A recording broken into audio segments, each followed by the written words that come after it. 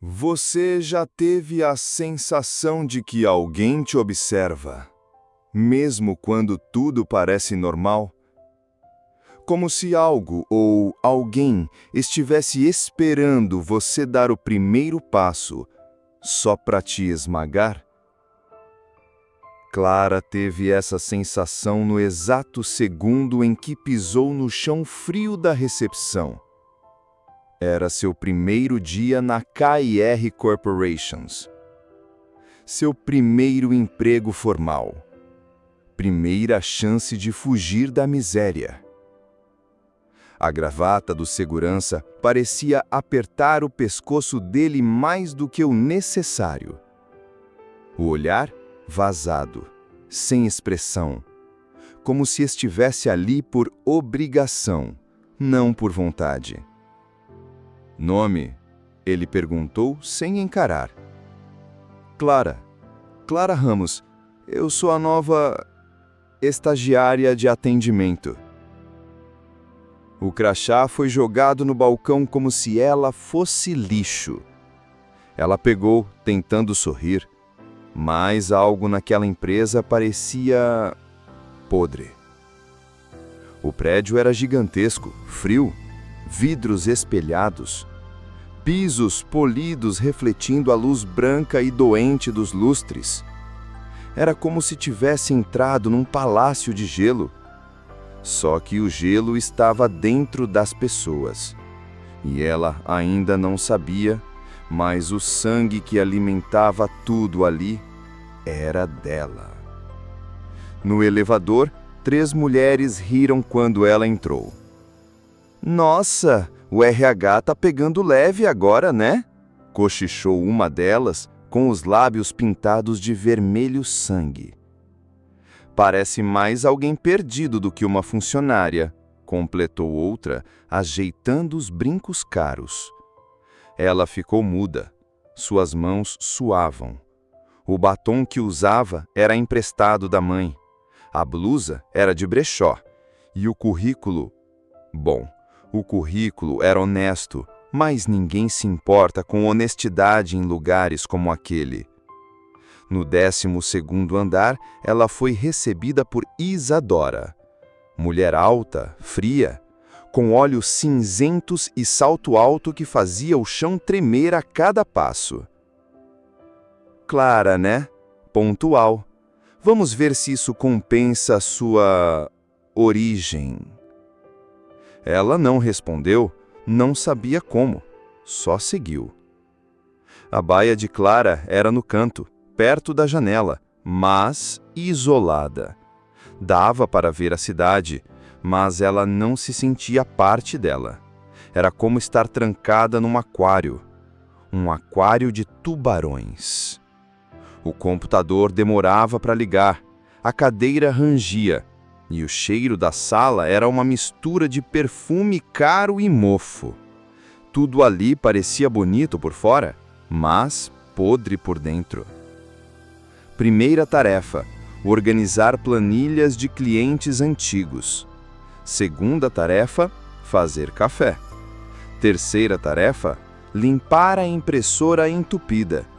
Quarta tarefa: ouvir piadas de mau gosto do setor jurídico. Quinta tarefa: fingir que não ouvi. Vai anotando, estagiária. Aqui a gente só sobrevive se souber engolir sapo com um sorriso no rosto, disse um tal de Caio, advogado arrogante e com hálito de charuto. Ela tentou se adaptar, tentou rir, abaixar a cabeça, mas à noite chorava no travesseiro. A mãe dizia para aguentar. É assim mesmo no começo, minha filha. Depois melhora. Mas não melhorava.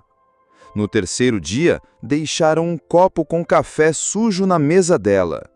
No quinto, colocaram uma etiqueta com serviçal na cadeira. No oitavo, ela encontrou um bilhete no armário. Você não pertence aqui. Volta para o buraco de onde saiu. O sangue gelou. Foi até Isadora.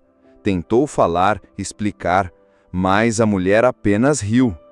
Se eu ganhasse R$ 1 para cada drama de estagiária, eu já tinha comprado essa empresa, querida. Agora volte para o seu lugar. Mas o que Isadora não sabia é que Clara já era dona de metade de tudo aquilo. Ela só não sabia disso ainda. Tudo começou há 22 anos atrás. Um homem misterioso bateu à porta da casa de sua mãe. Roupas caras, olhar sombrio, uma pasta preta nas mãos. Esse bebê é o último elo, disse ele. Proteja e nunca conte a verdade. A mãe de Clara achou que fosse loucura, mas aceitou. Criou Clara sozinha, com amor, mas com medo. Nunca contou nada, nem mesmo quando Clara perguntava sobre o pai. Agora esse passado estava batendo a porta novamente, e Clara era a chave. No 10º dia na empresa, ela foi chamada na sala de reunião. "O diretor quer falar com você", disse Isadora com um sorriso cínico. "Boa sorte." Ela entrou. A sala era escura, vidros fumê, tapete persa. No fundo, uma poltrona virada de costas. Silêncio. O som de um isqueiro, um cigarro aceso, e então a cadeira girou. Um homem velho, pálido, com marcas de cirurgia no rosto.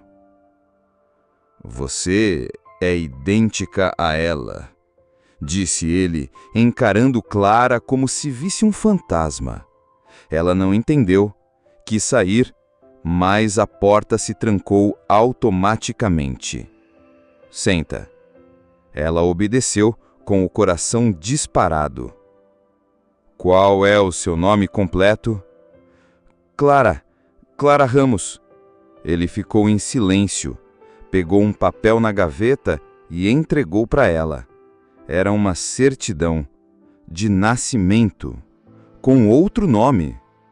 Clara Ramos Cardoso. "Esse é o seu nome verdadeiro. Você é filha do meu irmão." Clara ficou sem ar. "Que assim?" sussurrou, tentando se levantar. "Senta, você vai querer ouvir." E então ele contou tudo. Sobre Rafael Cardoso, seu tio. Sobre a herança escondida. Sobre a briga entre os irmãos. E sobre o testamento que dividia a empresa entre os filhos legítimos e os bastardos. Clara era uma bastarda, mas, legalmente, era a herdeira. Metade da K&R Corporations era dela. Estava escrito, registrado, assinado, mas mantido em segredo, para protegê-la ou para usá-la. Ela ainda não sabia. Saiu da sala cambaleando, a cabeça girava. O mundo parecia prestes a desabar. Isadora a esperava do lado de fora. "E aí, levou uma bronca?" Ela apenas olhou, um olhar diferente, frio, intenso, cheio de algo novo. Raiva. Mas ela não respondeu. Ainda não. Ainda era muito cedo. Naquela noite, Clara não chorou. Abriu o envelope deixado em sua mochila. Dentro havia uma chave e um endereço. Escrito à mão: "A verdade te espera onde tudo começou." Ela sentiu o estômago embrulhar. Era hora de encarar o passado e desenterrar os segredos. Mas alguém já estava esperando por ela. Era uma casa velha, fora da cidade. Mato alto, janelas quebradas e silêncio. Um silêncio que gritava. Clara parou na frente da porta. O coração batia tão forte que parecia querer fugir do peito. A chave tremia na mão dela, mas ela girou assim mesmo. A madeira rangeu. O cheiro de mofo e passado invadiu suas narinas. Era ali, o lugar onde tudo começou. Onde o tal Rafael Cardoso, seu pai, viveu escondido, ou foi escondido. As paredes tinham marcas de tempo. Fotos antigas penduradas, mas borradas, como se alguém tivesse feito questão de apagar os rostos, exceto um. Um retrato no canto. Um homem alto, terno escuro, expressão séria. Olhos iguais aos dela. Rafael. Ela tocou a moldura, fria, como se ainda estivesse vivo, olhando. No porão havia uma maleta. Dentro, documentos, fotos, cartas e algo que fez o sangue de Clara congelar. Um contrato, assinado, datado há 23 anos. A cláusula final dizia: em caso de morte de um dos irmãos, os bens devem ser divididos entre os herdeiros, legítimos ou não. A empresa será repartida. Assinado por Rafael Cardoso e Klaus Cardoso. O velho que ela conheceu no 10º andar. Ou seja, ele sabia. Sabia desde sempre. E escondeu. Ela estava sendo usada. Testada. Mas por quê? Na última página havia uma carta. Escrita à mão. Papel manchado. Tinta borrada. Clara, se um dia você encontrar isso, é porque estou morto. Não confie neles, nem na empresa, nem em Klaus. Há algo escondido na KR, algo que eles matariam para proteger. Você é mais do que uma herdeira. Você é a última peça. O barulho de um carro fez Clara se virar. Faróis. Passos. Ela correu, se escondeu no mato alto. 2 homens saíram, gravatas, olhos escuros. Um deles segurava algo. Uma arma? Ela se encolheu. Verifica o porão. Tem certeza que ela sabe? Klaus mandou apagar tudo. Não perguntou nada.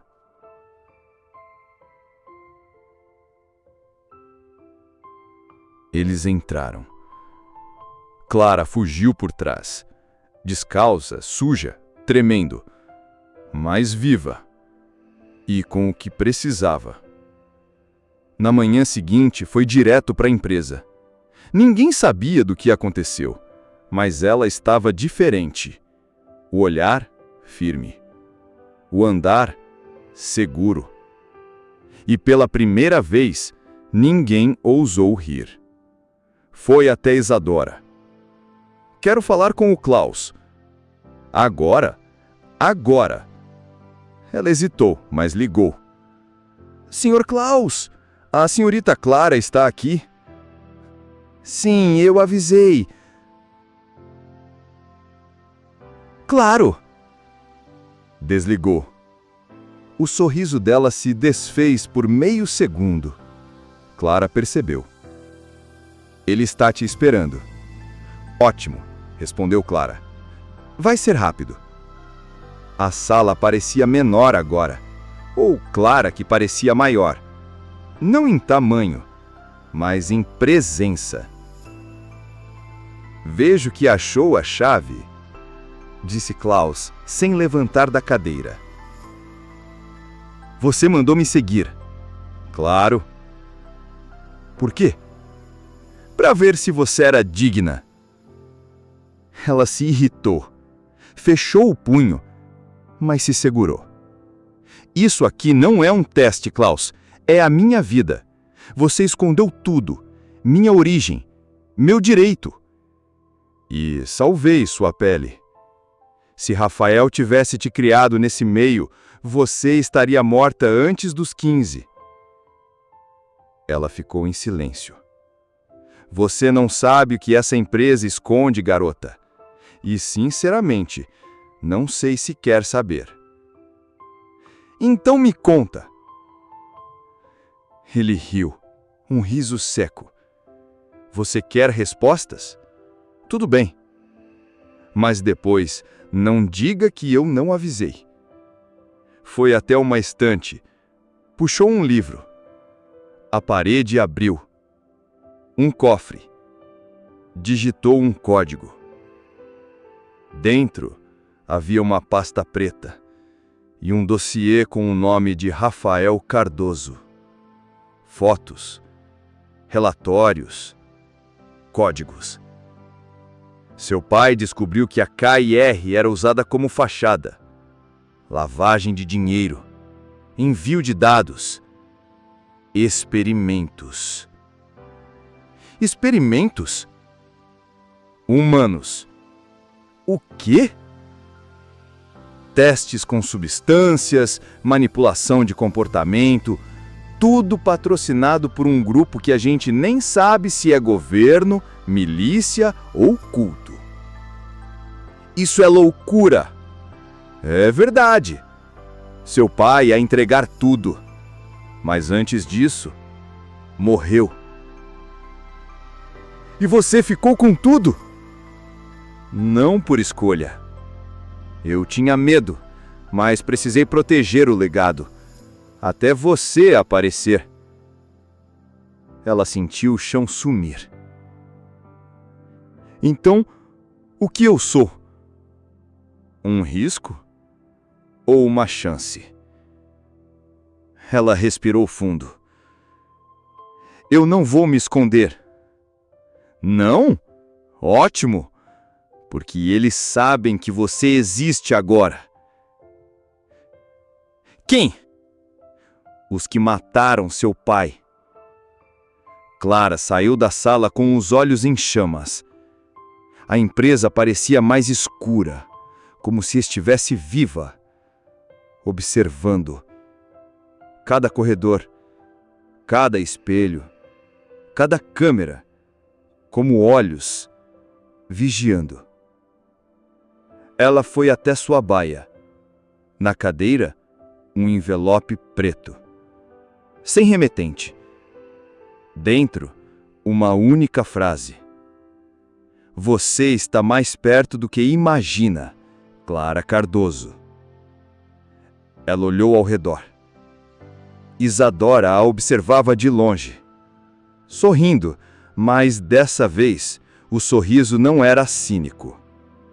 Era de desafio. Ela sentiu. A guerra tinha começado, mas ela não ia fugir. Era como cair num poço, mas não um poço comum. Um poço sem fundo, onde cada camada revelava algo mais podre, mais distorcido, mais cruel. Clara voltou para casa, mas a casa não era mais dela. Não depois daquela carta, daquele envelope preto, daquele nome escrito com tinta vermelha. Clara Cardoso. Cardoso, não Ramos, o sobrenome que ela nunca quis, mas que agora carregava como um fardo, ou uma arma. A mãe a esperava sentada na cozinha, rosto pálido, xícara nas mãos tremendo. Eles passaram aqui. Quem? 2 homens. Disseram que eram da empresa, mas os olhos deles... Clara, eu tive medo. Eles disseram algo? Só perguntaram de você. Onde estava, com quem andava e... deixaram isso. Outro envelope. Preto, sem nome. Dentro, uma foto dela, dormindo. A mesma blusa, a mesma cama, na noite passada. Clara deixou o envelope cair no chão. A respiração falhou. Eles já estavam dentro. Dentro da casa, dentro da vida dela.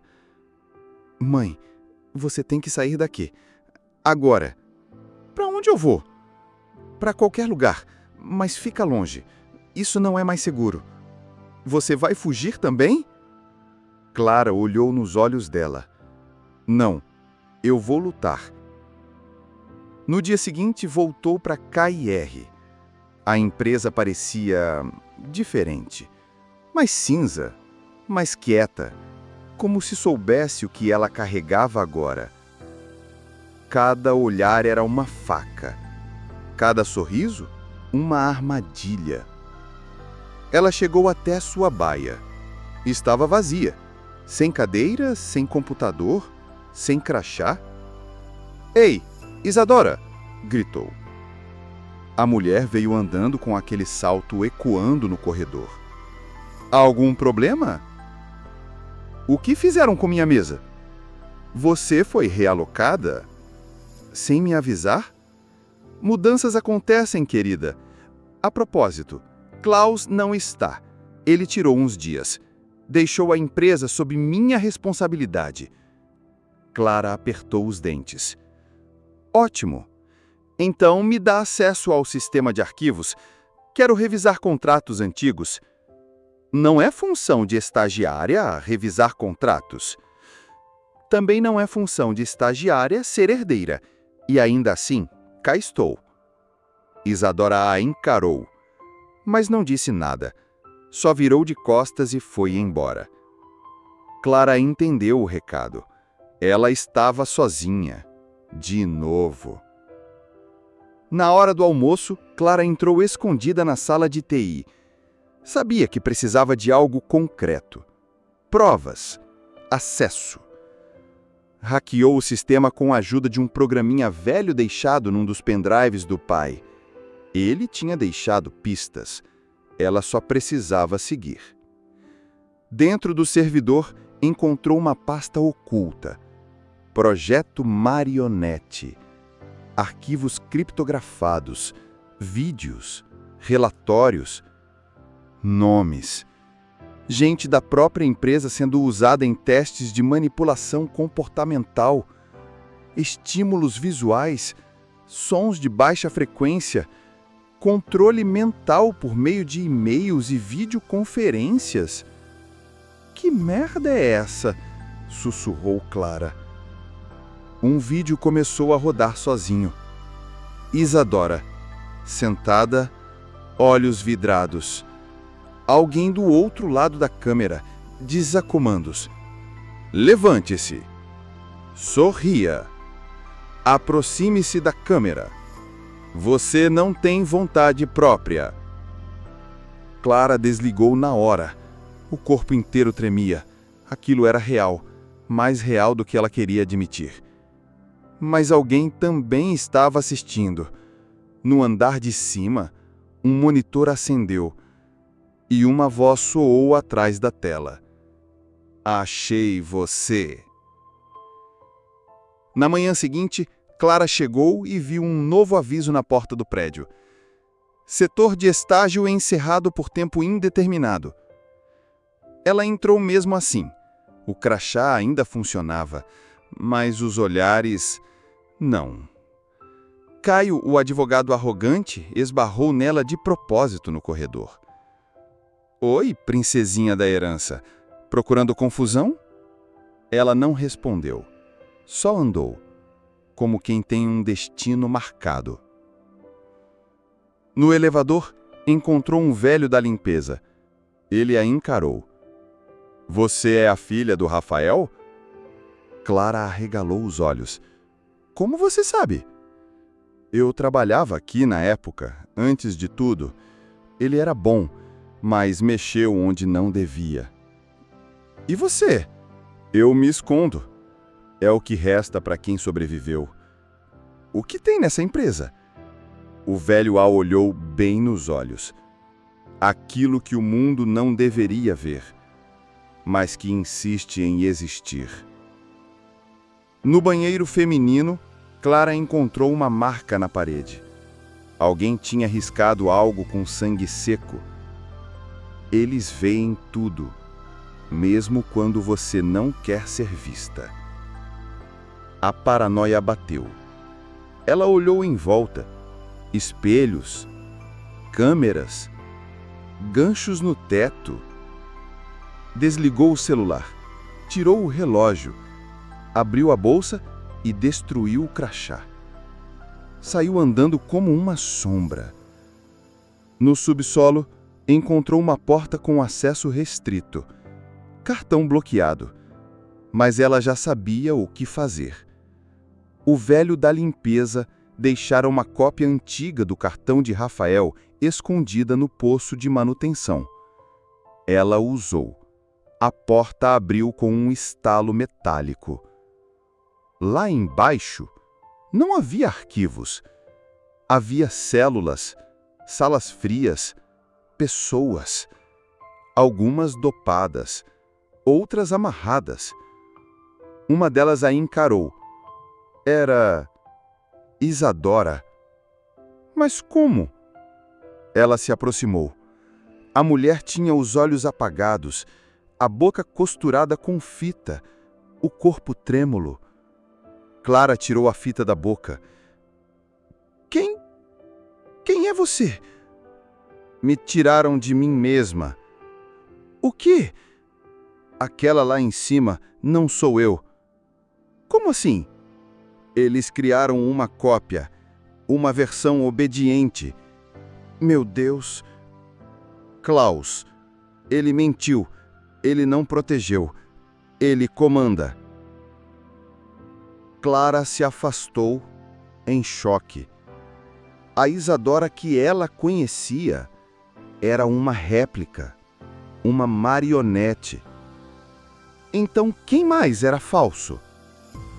Ao sair do subsolo, sentiu que o mundo inteiro tinha virado. Nada fazia sentido. A empresa era uma fábrica de clones, controle e lavagem cerebral. E ela era parte disso. Mas o pior ainda estava por vir. De volta à sua baia, ou o que restava dela, havia uma nova foto. Clara, mas não ela. Uma mulher idêntica, com as mesmas roupas, mesmos gestos, só que sorria. E ao lado dela, Klaus, com uma legenda escrita à mão. A original não serve mais. Prepare-se para a substituição. Você já se viu preso dentro do próprio corpo? Ouvindo seus pensamentos, mas sentindo que não são seus? Clara agora sabia o que era isso. E sabia que o tempo dela estava acabando. Naquela mesma noite, ela fugiu. Não tinha mais onde confiar. Nem em Klaus, nem na empresa, nem em ninguém. A mulher da foto era idêntica a ela. Cópia perfeita, movimentos iguais, olhar treinado, só que sem alma. E se eles podiam substituir Isadora, por que não fariam o mesmo com ela? Pegou o que tinha, as provas, os documentos, a pasta do projeto Marionete, o pendrive do pai. Saiu sem olhar para trás. O celular ficou para trás. Tudo que podia ser rastreado ficou. Mas mesmo correndo, o som das palavras continuava ecoando. A original não serve mais. Então, 3 dias sumida, dormindo em lugares aleatórios, banheiros de rodoviária, bancos de praça, quartos de hotel abandonado. Clara se olhava no espelho e já não reconhecia mais o rosto. Olheiras fundas, mãos trêmulas, coração feito de vidro rachado. Ela queria fugir. Mas fugir para onde, se o inimigo está dentro do seu próprio nome? Então decidiu. Se vão caçar ela caça primeiro. Voltou à empresa de madrugada, pelo esgoto, como uma sombra. Ela conhecia os acessos, Estudou os mapas que o pai deixou. Sabia onde estavam as câmeras cegas. No andar -3 havia um cofre central. Ali ficavam os arquivos que nunca deveriam existir. Ela precisava de 2 cartões, o de Klaus e o da falsa Isadora. Já tinha o da Isadora, faltava o outro. E foi aí que arriscou tudo. Invadiu a cobertura de Klaus às 4 horas da manhã. Apartamento frio, moderno, sem alma. Cheiro de cigarro e metal. Na parede, quadros vazios, como se ele quisesse decorar com o nada. Ela vasculhou tudo. Na gaveta encontrou o que procurava: cartão mestre e um papel dobrado. Era uma lista, com nomes, datas e anotações do tipo: teste com sucesso, réplica funcional, original descartada, memória arquivada, CR, em fase de observação, CR, Clara Ramos Cardoso. Ela estava sendo estudada, desde sempre, talvez desde antes de nascer. Mas por quê? A porta do apartamento se abriu. Ela congelou. Passos, sussurros, mas não era Klaus. Era ela. Ou melhor, a outra Clara. A cópia. Ela entrou no quarto com o mesmo andar, a mesma roupa, mas os olhos mortos. Clara se escondeu atrás da cortina. A cópia sentou na cama, abriu um livro e começou a falar. Capítulo 4. Protocolo de adaptação emocional. O hospedeiro não deve desconfiar da substituição. A linguagem deve ser natural. Os padrões de fala replicados com 98% de precisão. Clara mordeu os dedos para não gritar. Ela era uma ferramenta, um produto, um plano em andamento. E agora, tinham uma dela para continuar o show sem levantar suspeitas. Saiu dali rastejando, com o cartão na mão e a alma em pedaços. No dia seguinte, às 5 horas da manhã, Clara entrou no andar -3, desativou as câmeras, desceu pelos tubos de ventilação. O cofre exigia os 2 cartões. Ela colocou. Luz verde. Dentro, pastas, gravações, relatórios e uma sala isolada com um computador antigo protegido por senha. Ela tentou a senha do pai. Deu certo. Na tela, apareceu o verdadeiro núcleo do projeto Marionete. Fase 1, substituição emocional. Fase 2, controle de pensamento. Fase 3, recriação física. Fase 4, apagamento do original. Clara vomitou ali mesmo. O chão girava, a cabeça latejava. Ela clicou em um dos arquivos de vídeo. Mostrava uma gravação. Uma mulher sendo sedada, operada, memórias sendo transferidas como uma espécie de capacete neural. E o pior, no canto da tela, o nome da paciente. Clara Ramos Cardoso. Versão original. Procedimento: substituição total. O vídeo era dela. Ela estava sedada, vulnerável. O procedimento já havia começado meses atrás. Aquilo explicava as falhas de memória, as dores de cabeça, as sensações de déjà vu. Ela já estava sendo substituída, lentamente. Era por isso que os arquivos diziam que a original não servia mais. Ela estava no limite. O tempo dela estava acabando. Mas ela tinha uma chance. Na parte final do cofre havia um botão, grande, vermelho. Procedimento de emergência, redefinir sistema. Um reset total. Mas com um aviso. Essa ação apagará todas as instâncias replicadas. Consequência: morte cerebral irreversível nas cópias. Clara ficou ali com o dedo tembrando sobre o botão. Se apertasse, mataria a cópia.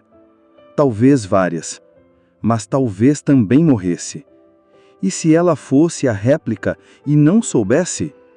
E se fosse só mais uma camada do jogo? O tempo corria.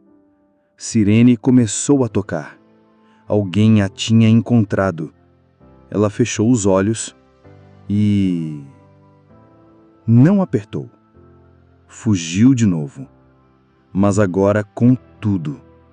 As provas, os documentos, a pasta do projeto Marionete, o pendrive do pai.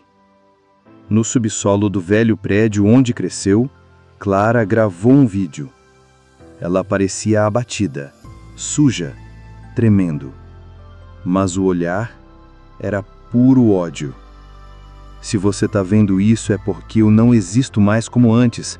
A KIR não é uma empresa, é uma máquina de destruição. Eles criam pessoas, substituem almas, apagam histórias. Eu sou Clara Cardoso, a original, a herdeira, e isso aqui é uma declaração de guerra. Ela salvou em múltiplos pendrives, criptografou, mandou para jornalistas, hackers, blogueiros underground. Agora, o segredo não era mais segredo. Agora o jogo estava na mesa.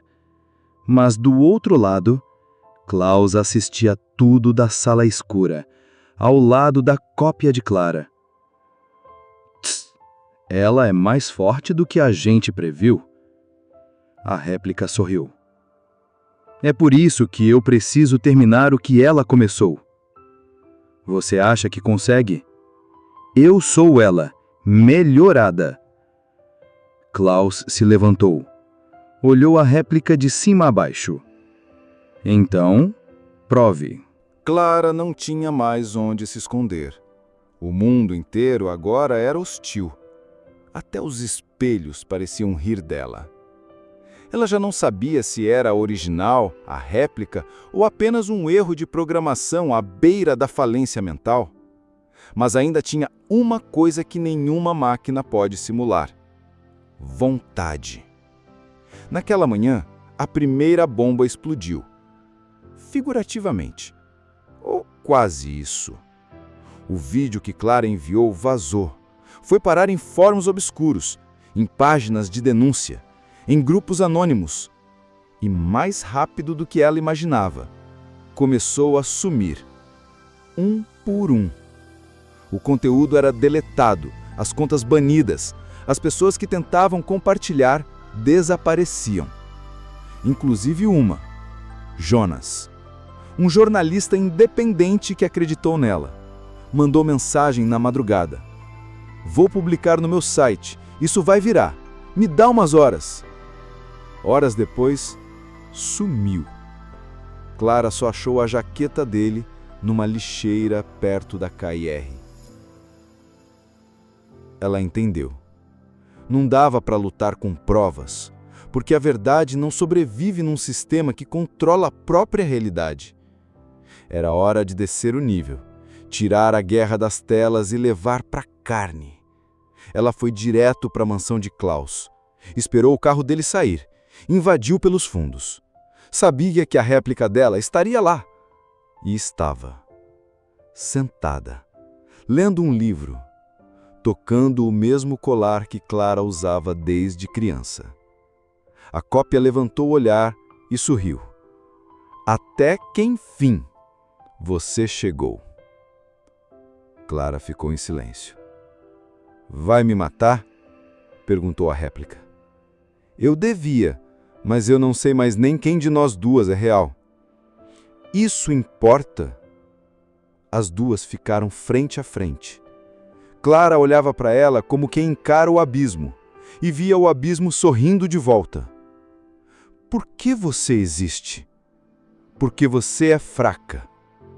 Mentira! Você quis fugir. Eu fiquei. Você gritou. Eu observei. Você sentiu. Eu executei. Clara segurou firme a faca que trouxe escondida. Você é só um reflexo do que eles acham que eu sou. Não, eu sou o que você poderia ter sido, sem dor. Silêncio. Clara se aproximou. Sem dor não tem alma. E enfiou a faca. Mas a réplica não caiu. Ela riu. Essa dor é sua. Como assim? Você me criou. Clara recuou em choque. Você acha que foi Klaus, que foi a empresa? A réplica tirou algo do bolso. Um bilhete antigo, escrito à mão.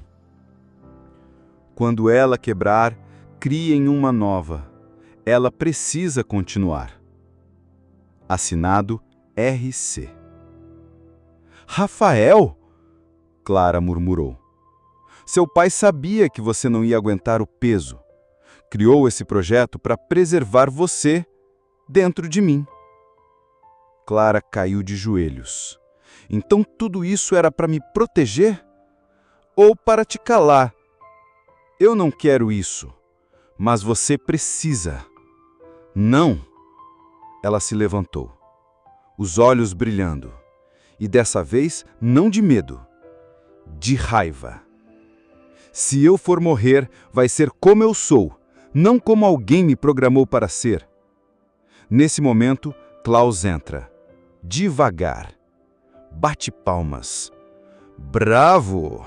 A rebelde se rebelou. Era isso que eu queria ver. Clara se vira. Era tudo parte do seu plano? Não, era parte dela. E aponta para a réplica. Clara olha sem entender. Você acha que é a vítima, Clara, mas você é o centro. Klaus se aproxima. Rafael morreu porque tentou destruir o sistema por dentro. Você quer fazer pior. Quer apagar o sistema inteiro. Mas e se o sistema for você? Ela cambaleia. Isso é loucura. O projeto Marionete não era sobre clones, era sobre transferência, sobre transição, sobre carregar memórias, decisões à identidade. O quê? Você é a fusão. A Clara que está aqui é a soma do que restou, mas a outra, ela é o backup emocional. A parte que você não quis carregar, dor, trauma, culpa. Nós só dividimos você para que sobrevivesse. Clara recua até a parede. Tudo começa a girar. As falhas de memória, as sensações, os sonhados, as repetições. Não era controle, era transferência. Então, eu nunca fui só eu. Você foi metade. Agora é hora de escolher. Integrar ou ser apagada. A réplica se aproxima. Estende a mão. Juntas, a gente pode dominar essa merda toda. E se eu não quiser? A outra opção é morte, e o sistema segue com uma das duas. Clara olha para Klaus. Você quer isso por quê? Porque eu estou morrendo, e o único legado que me interessa é o controle. Ela fecha os olhos. Respira fundo. E então, sorri. Vocês erraram. Como assim? Eu já me integrei. O quê? Eu sabia desde o momento que vi a réplica. Ela é só eu, mas eu não sou ela. Ela abre os olhos e já fiz a minha escolha. Pressiona o botão do relógio que roubou do cofre do pai. Explosão. O cofre central da KIR implode. O núcleo do sistema é corrompido. A energia cai. Luzes piscam. A réplica cai no chão tremendo. Klaus grita. Sirenes disparam. Clara caminha até ele. Adeus, Klaus. Um tiro. Seco. Direto. Sem cerimônia. Ela pega os arquivos da sala dele. Queima tudo. E some. Dias depois, a KIR finge um incêndio acidental. Declarações públicas, comunicados falsos. A mídia engole tudo. Mas o mundo não é mais o mesmo. Em vários fóruns, um novo nome começa a aparecer. Clara C., a voz fantasma, expondo empresas, governos, projetos secretos. Ela virou o vírus.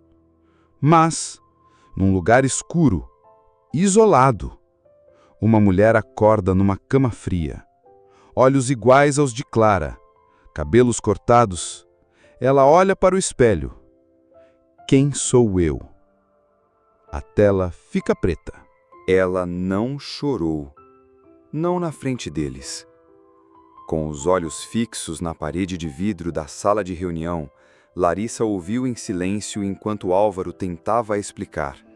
A voz dele era calma, quase ensaiada, como quem repete um discurso que não acredita mais.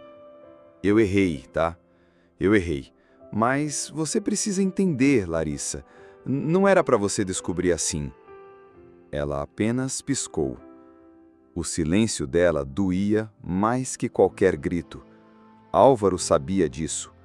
Cada segundo sem resposta fazia o chão tremer debaixo dos pés dele. Larissa se levantou, ajustou a alça do vestido que escorregava e encarou a sala onde tudo começou, onde foi humilhada, onde a fizeram de empregadinha, onde ela foi olhada como lixo, por ser pobre, por ser mulher, por não usar salto, nem maquiagem cara. Ela deu 2 passos e parou diante de Cíntia. A mulher estava pálida, tão diferente da executiva arrogante que, semanas antes, mandou Larissa limpar o chão com a barra da calça. O batom vermelho parecia borrado agora. Os olhos fugiam do contato. Você me chamou de incompetente, disse Larissa, sem elevar a voz. Disse que meu lugar era fora daqui.